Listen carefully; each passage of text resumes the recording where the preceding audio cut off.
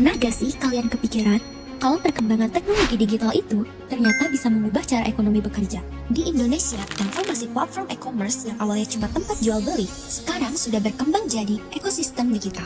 Mulai dari konsumsi masyarakat yang makin mudah, investasi yang terus tumbuh lewat UMKM dan startup digital. Karena itu, ekonomi digital menjadi sumber pertumbuhan baru yang penting untuk dianalisis kontribusinya terhadap GDP Indonesia.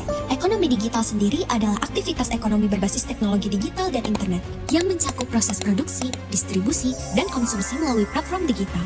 Contohnya seperti e-commerce, transportasi online, pembayaran digital, digitalisasi UMKM, layanan pesan antar makanan, hingga ekonomi kreatif digital seperti konten kreator dan game online. Seluruh sektor ini berkontribusi terhadap peningkatan GDP melalui konsumsi, investasi, dan produktivitas ekonomi nasional.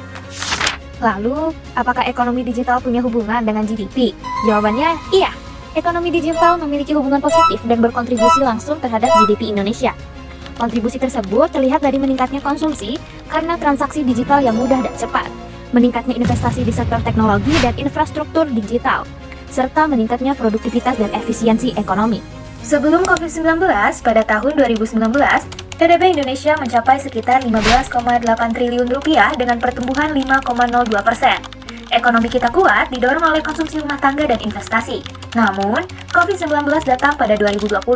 Lockdown dan pembatasan membuat PDB turun drastis menjadi 15,4 triliun rupiah dengan pertumbuhan negatif minus 2,07%. Sektor pariwisata dan manufaktur terpukul keras. Setelah itu, pemulihan dimulai. Pada 2021, PDB naik ke 17,1 triliun rupiah dengan pertumbuhan 3,69% berkat vaksinasi dan stimulus pemerintah.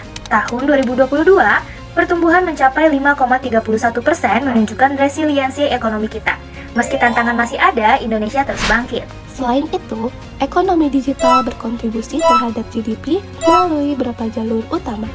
Pertama, digitalisasi menekan biaya operasional sehingga output produksi meningkat. Kedua, akses pasar yang lebih luas meningkatkan volume transaksi. Ketiga, integrasi layanan dalam ekosistem digital menciptakan efek berganda antar sektor. Dan keempat, digitalisasi UMKM meningkatkan nilai tambah domestik melalui praktik bisnis yang lebih efisien.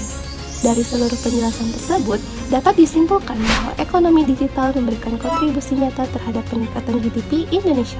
Perkembangan e-commerce yang kini terintegrasi dengan layanan pembayaran, logistik, dan pembiayaan mendorong konsumsi masyarakat, menarik investasi, serta meningkatkan produktivitas UMKM. Secara makroekonomi, ekosistem digital menciptakan efek berganda lintas sektor yang memperkuat perekonomian dan mendukung pertumbuhan GDP Indonesia secara berkelanjutan.